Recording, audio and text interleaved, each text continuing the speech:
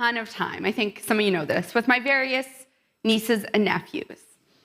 I don't have kids of my own, and I'm so blessed to have all these amazing kids in my life.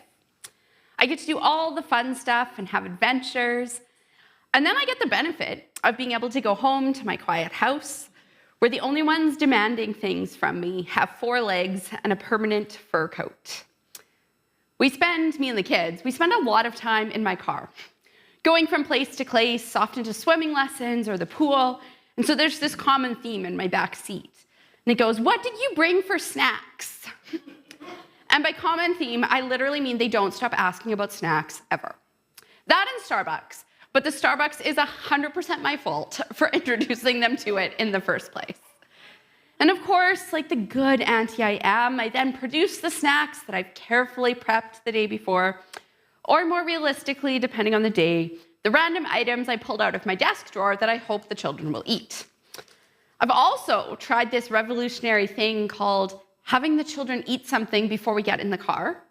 Honestly, it hasn't helped much. I don't know. So back in August, I took 2 of my nieces to Folklorama. Now, I know, like Folklorama, for those of you who haven't been, it gets crazy. There's tons of people, and we had limited time and semi-limited money. So I made sure they ate dinner before we left. I was very clear about this. We did well. We walked past people selling food at the show, and it worked until people started coming into the bleachers where we were sitting with really, really good-looking Ukrainian food. And so that's when the complaining started. Hungry. We're hungry. And so it continued in one of my ears for the entire show. Just hungry. Afterwards, I had 2 choices. I could drag them back to the car, kicking and screaming, could lecture them about how ungrateful they are, could throw in the whole, other children are starving and you're complaining. Or we could get some food, enjoy something sweet together. And that's what we ended up doing.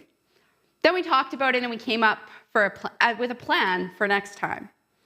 Because of course, kids are often smarter than we give them credit for. So I said, okay, if you guys want to go to Folklorama again, how are we going to prevent this? And quickly, my 8-year-old niece says, well, let's just go earlier so we could eat beforehand. And you know what? We did that and it worked completely fine. How often do we get bored with what we have? We want something better, right? Or different, or exciting. Kids are way more able to see what they're thinking and feeling. They're so quick to point out when things are boring, or if they were better before. And of course, us adults do it too. We're just usually less vocal about it. We spend so much of our time striving for more, all while many of us are also trying to care for others, whether it's our children, our parents, or other groups of people, only to be often met with, "I don't like this," or "I want something different," or of course, "but I'm still hungry." In my own life, I was thinking about different groups of people I've worked with and been responsible to support. In particular, displaced people seems to be a theme of my career. I've worked with different groups of refugees from Syria, from Eritrea, from Afghanistan, and asylum claimants from all over the world, not to mention the Ukrainians fleeing war and the evacuated communities I help support. And I see some themes in this, which will come out later in our scripture as well. For the people impacted, the response is never good enough, never quite enough, because at first everything is great, and then disillusionment comes. We never should have left. Never should have left Egypt. Even though things were bad at home, this is even worse. And what comes next? Complaining. And for me and my teams, frustration. Why is this our problem now? And how am I going to find a solution people accept? And so begins our story from Numbers chapter 11. I have to really say thank you to Ashley for reading this. In my defense, I offered to read half, but so just putting that out there, but she did a great job. Probably could have cut out a verse here or there, but I thought, no, let's just take this. This is the way it was told. Let's listen to it, because it's a story, right? So to give us a little background here, The Israelites had likely been slaves in Egypt for about 400 years. So generations upon generations have known nothing but the oppression of slavery and hard labor. They built cities, they worked in fields, they performed all sorts of manual tasks. All of this while living in difficult conditions with limited resources. This was their life, and it became their culture because culture is made up of all those pieces, right? Was it good? Probably not. And it definitely wasn't easy. And through all of this, the Israelites maintained their faith in God. And they hung on to this promise that they would one day be delivered as God had promised their ancestors. And then eventually that day comes. The Israelites crossed the parted Red Sea out of Israel, and they hit the desert, free of Egypt at last, and headed towards the promised land. But when would we get there? Can only imagine the "are we there yet" that are happening. Are we there yet? Are we there yet? How long is this journey going to take? Now, in case you haven't memorized the entire Israelite journey, here are some of the things that come before the story we hear today. And we should also know the complaining didn't start in Numbers 11. This story is 2 years approximately after people left Egypt, but basically the complaining started the second they stood up to leave. Okay, so this isn't new, this is going on. One of the first things that they complain about is that they're going to starve to death. And so came the manna from heaven. Next, of course, they complain that they're thirsty. And Moses calls upon the Lord, who provides once again, this time causing water to flow from a rock. Now, Moses is not Mr. Calm either. He's a somewhat reluctant leader to begin with, and he complains to God time and time again. Says, why? Why me? Why am I in charge of all these whining people? But back to our list of events. So after leaving Egypt, God provides the 10 Commandments and many other rules to follow. The people create a golden calf to worship. The Ark of the Covenant is created, as is the tabernacle. And the Lord continues to lay out his expectations for the Israelites. He gives them ways to structure life and society, all while they continue to wander in the desert, hopefully towards the promised land. Now, this story takes place right after the Israelites leave their camp at Mount Sinai and set out once again. Like I said, this story is thought to have taken place about 2 years after they started out. So we're not talking 40 years here. We're not talking 400, but it's been a while. Any group of people is going to have challenges. There are going to be differing opinions, differing needs, and people are going to start playing off each other in both good and bad ways. When people are displaced, they tend to follow a predictable pattern. I was just talking this week to some folks in southern Manitoba about the way the psychosocial reactions that people have to disasters and evacuations. And as I was doing this, it occurred to me that really the Israelites follow this same pattern. People are people. So in Exodus 15, way back, the Israelites experienced their very own honeymoon period. That time in which everything looks so good. And they sing. They sing, "I will sing to the Lord, for he is highly exalted. The horse and its rider he has hurled into the sea. The Lord is my strength and my song. He has become my salvation. In your unfailing love, you will lead the people you have redeemed. In your strength, you will guide them to your holy dwelling. You will bring them in and plant them on the mountain of your inheritance. The Lord will reign forever and ever." And the thing is, though, after the honeymoon, you have to come back to reality. And wow, did reality hit the Israelites over and over. I think sometimes we have a tendency to get down on the Israelites. Like, oh, look, God's doing so much for them, and they just can't stop complaining. And I mean, certainly that is happening, but isn't that us too? But first, let's go through the rest of this story. So we've got our displaced people. They've had their exodus. They had the honeymoon period that followed. They spent a long time sort of taking inventory, setting up society, figuring out who are we without the backdrop of slavery. But things still aren't good. They aren't perfect. And they certainly haven't hit that promised land of milk and honey. And they are just done. And so they start complaining. The text even says that families are complaining, which reminds me so much of all the children in my life. Because can any of us even begin to imagine convincing our kids to eat the same one thing, the only thing that they ever get to eat? But it's not their chosen food, it's just the only food. Because as adults, we have the capacity at least to understand the rationale behind it.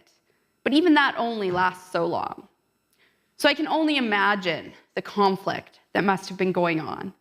And given that everyone's sort of living close together in tents, sort of picture the kids feeding off each other, right? They get each other going until it feels like everywhere Moses turns, all he can hear is this wailing. The story tells us that God got angry, and so did Moses. And Moses has one of his little chats with God. He blames God for his personal suffering. Once again reminds God that, he was a bit reluctant to do the whole lead the people out of Egypt thing in the first place. So he asks perhaps the most obvious question. Okay, God, where am I going to get meat for all these people?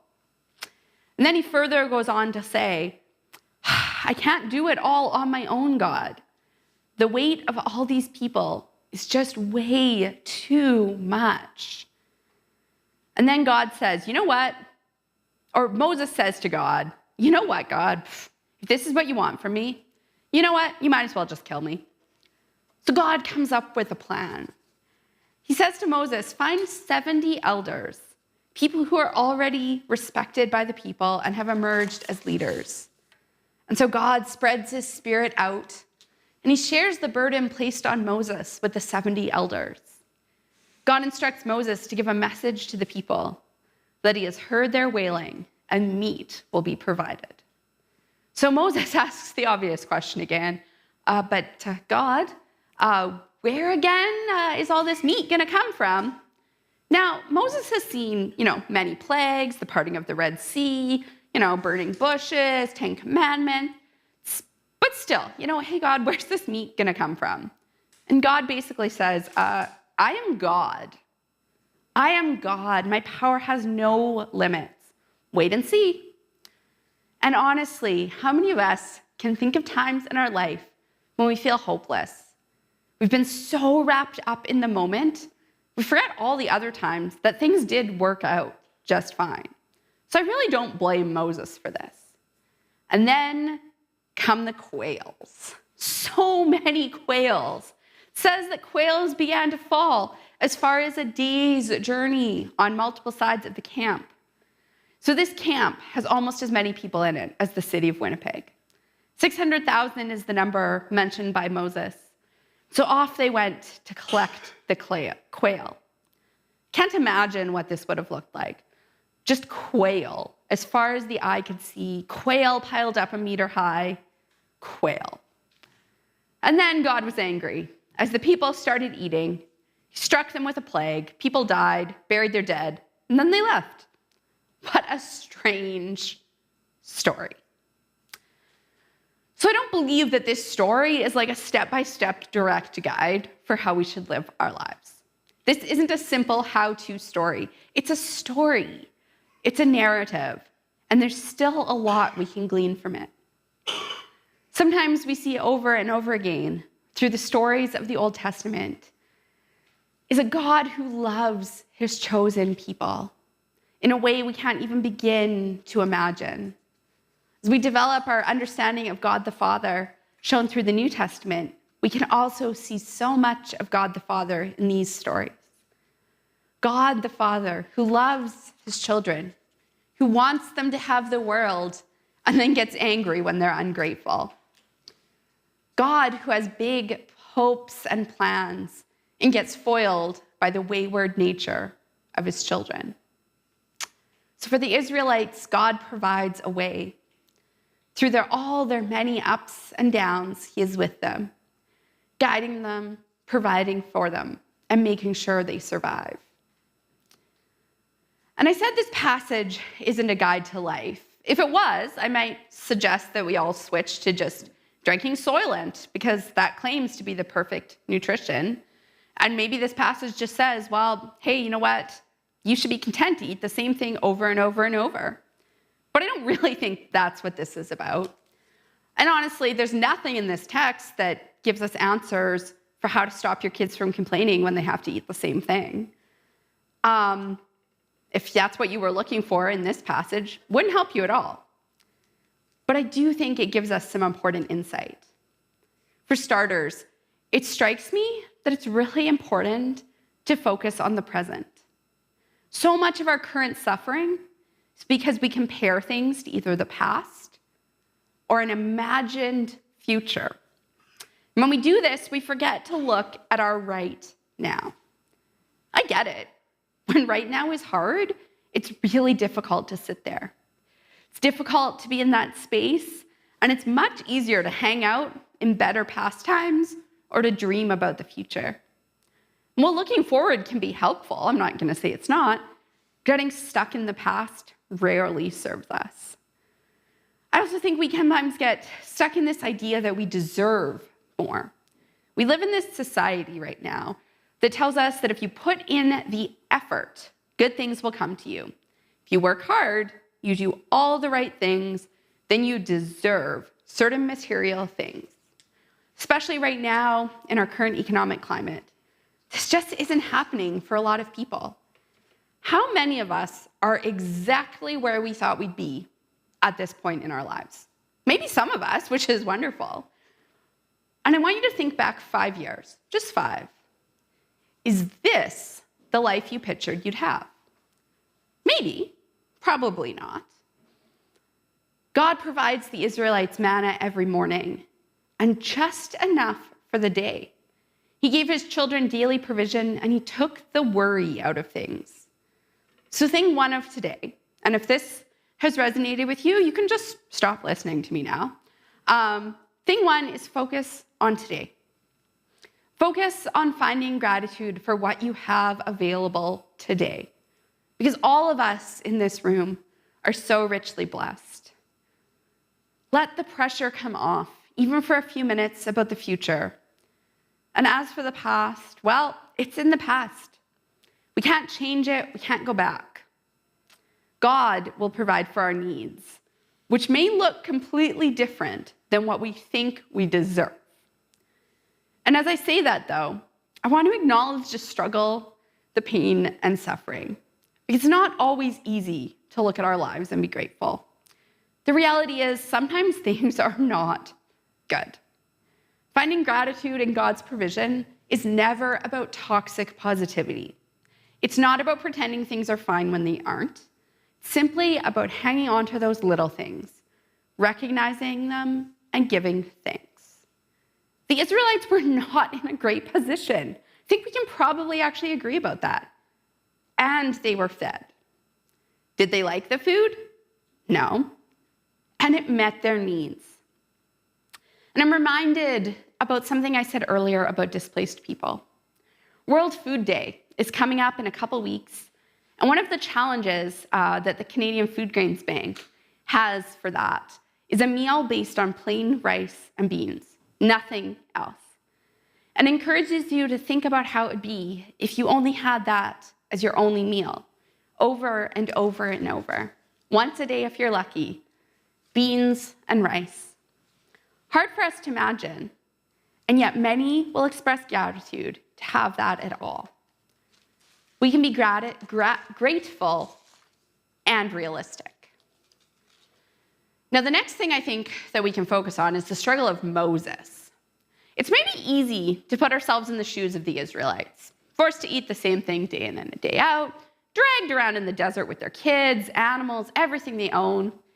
But as I said in the beginning, many of us too are caretakers and leaders. We may not be responsible for 600,000 people, unless there's some elected officials in here I don't know about. But all of us likely have some responsibility for someone or something, and almost all of us have probably fallen into the trap of trying to do it on our own, just like Moses. How am I supposed to find meat for all these hungry people? And it's not just Moses either. You fast forward a few thousand years, the disciples asked the exact same question. But teacher, where are we going to find food for all these people? And God provides, and so 5,000 people are fed. So the second thing of today is a reminder that we aren't in this alone. God responds to Moses by anointing 70 elders. As humans, we're generally better together. We were created for community, and we aren't asked to take on things alone. Leadership can come from multiple sources in a community. God doesn't ask Moses to find the 70 oldest people, the 70 strongest people, the 70 biggest, manliest men, or the 70 people who had the biggest collection of livestock. No, he asks Moses to find the people who are already respected in the camp, who are already doing some of the leadership. And in our context, this is how we elect our elders here at Prairie, often how we choose people for other things too. We elect our elders by a vote of the community. Who do people see as being a leader? As someone with spiritual depth? As well, an elder. We don't ask Matt to be the entire and only leader of our church. Perhaps there's even a little lesson in here about making sure leadership is well supported. That could have some interesting things for our world too. But finally, I want to talk about what I said this sermon was about. Finding contentment in God's provision. Coming to a place where we're okay with what we have. We recognize that which we need and can separate that out from that which we want. And at the end of the day, we can say, okay, I'm okay. God has provided. Simple, right? Not so much. Here's part of it, and this is sort of the last little piece here that I want you to think about. Something we talk about in psychology is called Maslow's hierarchy of needs. Lots of ways to criticize this theory, but bear with me. I feel like I've actually talked about this with the church before, but in any case, Maslow has this helpful way of understanding the needs of humans. And it explains that you need to fulfill certain needs before you move on to the next one. So basically, the idea is if you don't have food or water, you can't feel safe and be healthy. If you aren't feeling safe and you're really not doing well physically or emotionally, you're not healthy, it's hard to focus on things like your friendships, your family relationships, or finding connection. And if you don't have any connections, it's really hard to find your true, unique self and have confidence. And without that, it's really hard to experience your purpose, your meaning, and live life to the fullest. Now, this strange story in the book of Numbers reminds us that God cares for his people. He provides for them and he hears their cries. God meets the needs of his people on all their levels. God gives the Israelites food and drink. He gives them rules for health, for property, to structure society. God encourages family and people to connect with one another as he is also connecting with his people. And God gives them and us ultimate purpose and meaning for life. We know that God works in ways we can't even begin to imagine. He works through people, through systems, and through miracles. It is God who creates a way when there is no way.